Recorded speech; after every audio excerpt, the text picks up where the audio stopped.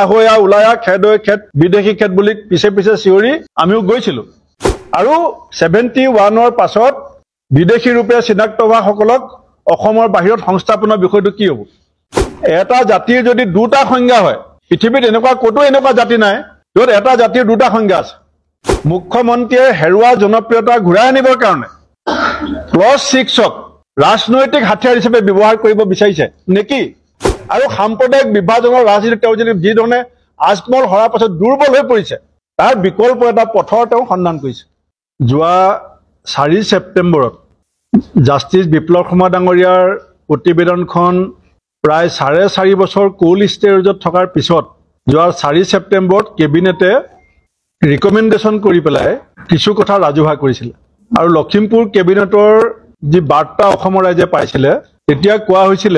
যে বিপ্লৱ শৰ্মা ডাঙৰীয়াৰ প্ৰতিবেদনৰ 57টা দফা অসম চৰকাৰৰ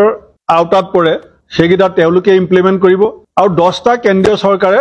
ইমপ্লিমেণ্ট কৰিব আমি লগে লগে 18 ছেপ্টেম্বৰত গুৱাহাটীত সংবাদমেল পাতি কৈছিলোঁ যে স্মাৰ্ট মিটাৰৰ ইছ্যু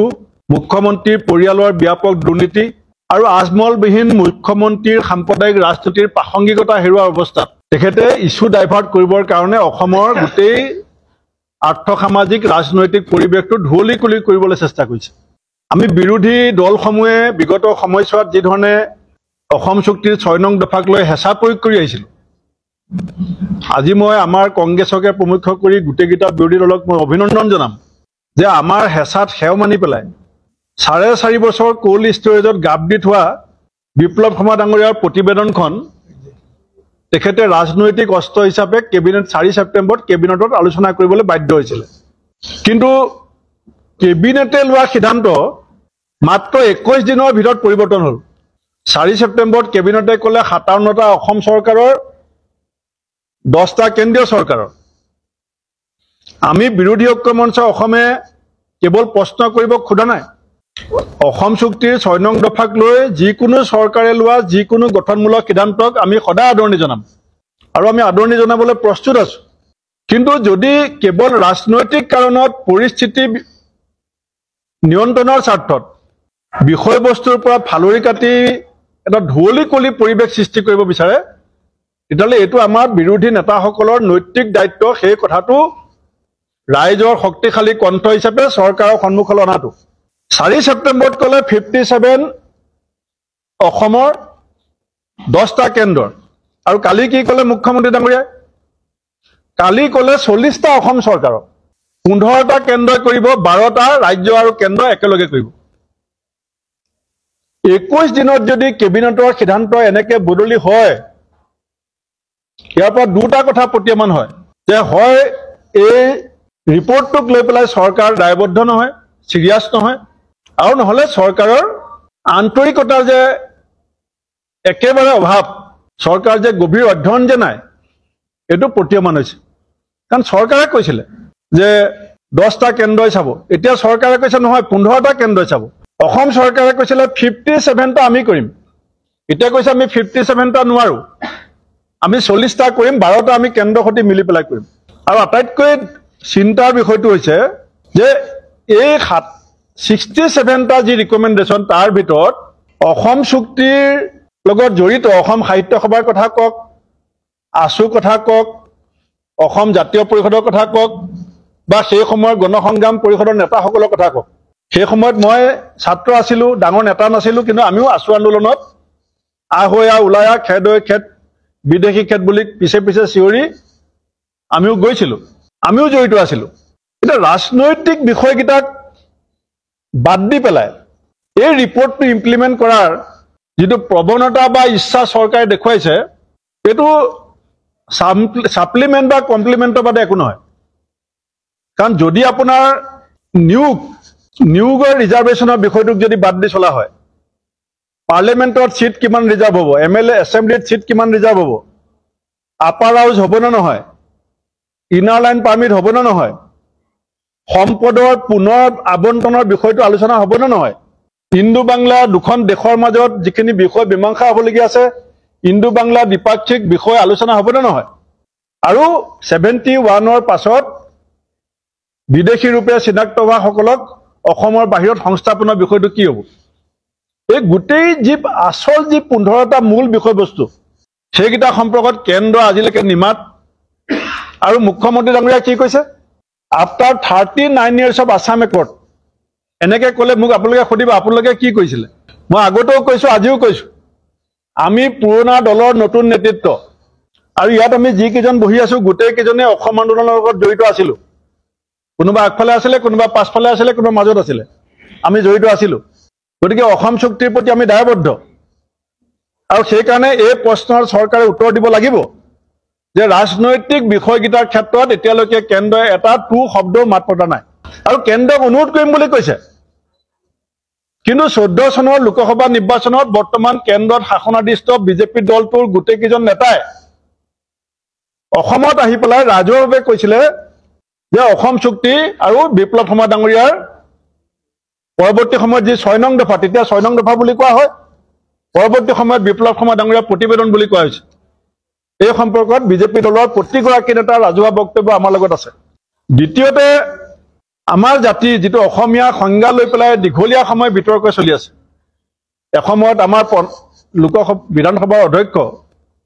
প্ৰণৱ গগৈ ডাঙৰীয়াই এই বিষয়টো সম্পৰ্কত যথেষ্ট পৰামৰ্শ বহুতৰ পৰা গ্ৰহণ কৰিছিল এটা মুখ্যমন্ত্ৰীয়ে কালি যেটো বিষয় যি ধৰণে উত্থাপন কৰিছে এটো কিন্তু জাতিৰ ভৱিষ্যতৰ দিনত অত্যন্ত সংকটৰ ফালে যে তেওঁ ঠেলি দিব বিচাৰিছে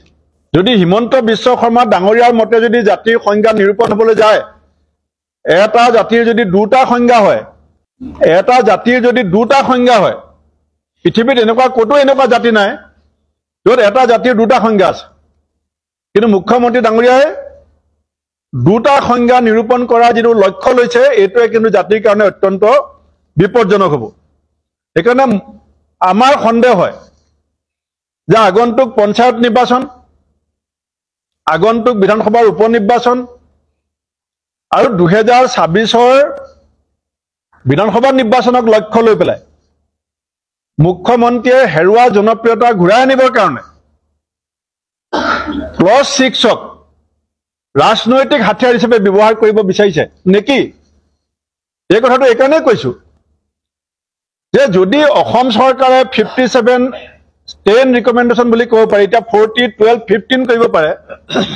এতিয়ালৈকে কেন্দ্ৰীয় চৰকাৰে এবাৰ মাত্ৰ নাই মতা কিয় এই প্ৰতিবেদনখনৰ এক্সিস্টেন্স আৰু acceptance and existence of Justice Biplab Sharma's recommendation must be recognized by the central government. যদি central government existence আৰু acceptance সম্পৰ্কত একো নকয় যে অসমৰ মুখ্যমন্ত্ৰীয়ে কেৱল এই বিষয়টো লৈ পেলাই আভুৱা ভৰিবলৈ চেষ্টা কৰিলে এই কথাবিলাকত যদি বেলেগেও মৌনভাৱে সহযোগিতা কৰিবলৈ যায় এসময়ত কিন্তু সকলোৱে ৰাইজৰ সন্মুখত জবাব দি হ'ব লাগিব সেইকাৰণে মই আৰু কিছু কথা ক'বলগীয়া আছে তেখেতে কৈছে যে শিলখাকু উচ্ছেদৰ সম্পৰ্কত জাষ্টিস বিপ্লৱ শৰ্মা ডাঙৰীয়াৰ ৰিকমেন্ডেশন আছিল মুখ্যমন্ত্ৰীয়ে বোলে এনে গালি কাই থাকে মই হিমন্ত বিশ্ব শৰ্মা ডাঙৰীয়াক সুধিব বিচাৰিছো যে জাষ্টিস বিপ্লৱ শৰ্মা ডাঙৰীয়াই যেতিয়া শিলখাকুৰ ৰিকমেন্ডেশনৰ কথা কৈছিল তাত এটো লিখা আছিল নেকি যে জিঞ্জাৰ হোটেলখন উচ্ছেদ কৰিব নালাগে আসমলৰ যেটো তাতে কেম্পাছ আছে সেই কেম্পাছটো উচ্ছেদ কৰিব নালাগে আপুনি খেনুক দেখি ৰানু বাহু খেনুক দেখি দুৱাৰ বান্ধু তেনেকুৱা ৰিকমেন্ডেশন বিপ্লৱ শৰ্মা ডাঙৰীয়াই কৰিছিল নেকি যে শিলখাকুত আপুনি জিঞ্জাৰ হোটেলখন আৰু আজমল ডাঙৰীয়াৰ সেই কেম্পাছটোক বাদ দি পেলাই উচ্ছেদ চলাব এই কথাবিলাকো অসমৰ ৰাইজক অসমৰ মুখ্যমন্ত্ৰীয়ে জনাব লাগিব লগতে আমি আহ্বান জনাইছো যে কোল্ড ষ্টোৰেজৰ পৰা 4.5 বছৰৰ মূৰত আপুনি যেনেকে বিপ্লৱ শৰ্মা ডাঙৰীয়াৰ প্ৰতিবেদনখন উলিয়াই আনিছে এনআৰচিও 19 চনৰ পৰা এতিয়া প্ৰায় 4.5 বছৰ হ'ল আৰু 6 জনগোষ্ঠী জনজাতিকৰণ বিষয়টো আপোনালোকে কথা দিয়া এতিয়া 8 বছৰ পাৰ হ'ল এই দুটা বিষয়ও আপুনি কোল্ড ষ্টোৰেজৰ পৰা আনি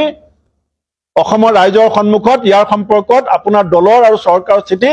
আপুনি স্পষ্ট কৰক এই গোটেই ৰিপৰ্টটোক আপুনি দুভাগত ভগাই ল'ব পাৰে এডমিনিষ্ট্ৰেটিভ আৰু পলিটিক্যাল এটা এডমিনিষ্ট্ৰেটিভ বিষয়বিলাক যিকোনো এখন যেতিয়া ৰিকমেণ্ডেশ্যন আহে কিবা এখন অসম চুক্তি হৈছিলে অসম চুক্তিখনতো সত্ৰ উন্নয়নৰ কথা আছে কিন্তু অসম চুক্তিখনৰ মূল লক্ষ্যটো সত্ৰ উন্নয়ন নহয় অসম চুক্তিৰ আত্মাটোৰ নামেই হৈছে 6 নং দফা সংবিধানিক সুৰক্ষা চুক্তি এখনত বহুত এতিয়া ৰিকমেণ্ডেশ্যনত বহুত আছে এতিয়া মুখ্যমন্ত্ৰীয়ে কালি যিকেইটা কথা কৈছে এইটো যে ভূমি ভাষিক আৰু সাংস্কৃতিক এতিয়া অজিত ভূঞা ডাঙৰীয়া যিটো ক'লে যে 3 পুৰুষ থাকিলে 3 পুৰুষৰ কথাটো মুখ্যমন্ত্ৰীয়ে ক'ব নালাগে এইটো ইণ্ডিয়ান লেণ্ড পলিচি ফৰেষ্ট লেণ্ডৰ ক্ষেত্ৰতেই হওক ট্ৰাইবেল বেল্টৰ ক্ষেত্ৰতেই হওক ইণ্ডিয়ান লেণ্ড পলিচিত লিখা আছে লেণ্ড লত লিখা আছে যে যদি চৰকাৰীভাৱে চৰকাৰৰ দ্বাৰা সুৰক্ষিত কৰি ৰখা কোনোবা ভূমিত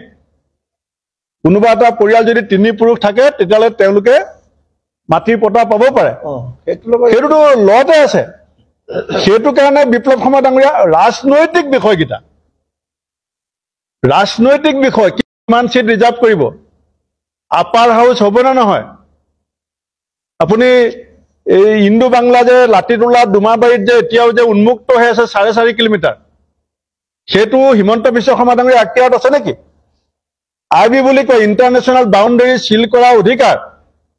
তেওঁৰ পকেটত পইচা থাকিব পাৰে অসম চৰকাৰ কিন্তু তাত গৈ ফেন্সিং মাৰিব পাৰিব নেকি মাৰিবলৈ হ'লে ইণ্ডো বাংলাৰ মাজত দ্বিপাক্ষিক চুক্তি স্বাক্ষৰিত হ'ব লাগিব আৰু প্ৰত্যাৱৰ্তন চুক্তি 71 চনৰ পাছত যিখিনি বিদেশী চিনাক্ত হৈছে বা হ'ব তেওঁলোকক বাংলাদেশে ঘূৰাই ল'ব না নলয় নে অসমৰ বাহিৰত সংস্থাপিত হ'ব না নহয় এই কথাবিলাকৰ মীমাংসা নিদি কেৱল যি 40টা বিষয়ৰ কথা তেওঁ কৈছে ডেট ইজ এডমিনিষ্ট্ৰেটিভ আৰু সেইটো কেতিয়া কৈছে ইতিমধ্যে এই ৰিপৰ্টটো লুইন গগৈ ডাঙৰীয়া দেখুৱাই দিছে যে না চেণ্ট্ৰেল গভৰ্ণমেণ্টে ৰিচিভ কৰিছে না গ্ৰহণ কৰিছে না এইখনৰ সম্পৰ্কত কিবা এটা ষ্টেটমেণ্ট দিছে যে আমি মানি লৈছো কোনো অফিচিয়েল ষ্টেটমেণ্ট নাই he is not authorised representative of the central government Assam chief minister is the chief minister of Assam there lots of chief minister in India দুজন মুখ্যমন্ত্ৰী জেলতো আছিলে এতিয়া আমি মানি ল'ম নেকি যে অসমৰ মুখ্যমন্ত্ৰীজনে কেন্দ্ৰীয় গৃহমন্ত্ৰী অসমৰ মুখ্যমন্ত্ৰীজনে কেন্দ্ৰীয় প্ৰধানমন্ত্ৰী চেণ্ট্ৰেল গভৰ্ণমেণ্টে এই সম্পৰ্কত যেতিয়ালৈকে হস্তক্ষেপ নকৰে যেতিয়ালৈকে গ্ৰহণ নকৰে তেতিয়ালৈকে এইটো যে এটা ৰাজনৈতিক ভেকু ভাওনা কৰি পৰিৱেশ আৰু পৰিস্থিতি ধুৱলি কুঁৱলি কৰি মুখ্যমন্ত্ৰীৰ পৰিয়ালৰ লুণ্ঠন স্মাৰ্ট মিটাৰৰ ওপৰত থকা মানুহৰ ক্ষোভ আৰু সাম্প্ৰদায়িক বিভাজনৰ ৰাজনীতি তেওঁ যদি যিধৰণে আজমল হৰাৰ পাছত দুৰ্বল হৈ পৰিছে তাৰ বিকল্প এটা পথৰ তেওঁ সন্ধান কৰিছে মানে এইটো শুনক এইটো মুখ্যমন্ত্ৰীৰ নতুন বক্তব্য নহয় আপোনালোকক মই গ্ৰুপত এইটো দি দিম আজি কেইদিনমানৰ আগতে মই আপোনালোকে জানে গুৱাহাটী উচ্চতম ন্যায়ালয়ৰ বহু কেইজন অধিবক্তাৰ সৈতে আমি উলিয়াবলগীয়া নিউ লেণ্ড পলিচি সম্পৰ্কত কথা পাতিছোঁ তাত আমাৰ কেইবাগৰাকীও জ্যেষ্ঠ অধিবক্তাৰ বিভিন্ন বক্তব্য দিয়ে কথাটো কৈ থৈ গৈছে যে যেতিয়া কোনোবা এটা ৰিজাৰ্ভ ফৰেষ্ট বা ৰিজাৰ্ভ লেণ্ডত 3টা পুৰুষ যদি একেলগে বাস কৰিছে তেতিয়াহ'লে তেওঁলোকে ভূমি অধিকাৰ যিটো কাগজ পটা পাব লাগে সেইটো পাবৰ কাৰণে তেওঁলোকৰ এটা যোগ্যতা সেইটোতো মুখ্যমন্ত্ৰী আৰু বিপ্লৱ শৰ্মা ডাঙৰীয়া প্ৰতিবেদনৰ লগত ইয়াত থাকিব পাৰে সেইটো ইণ্ডিয়ান লেণ্ড লত সেইটো লিখা আছে সেইটো গুৱাহাটী উচ্চতম ন্যায়ালয়ৰ কেইবাগৰাকীও অধিবক্তাক এছেম্বলি অডিটৰিয়ামত মই মাতি আনি কথা পাতোঁতে এইটো আমাক কৈ থৈ গৈছে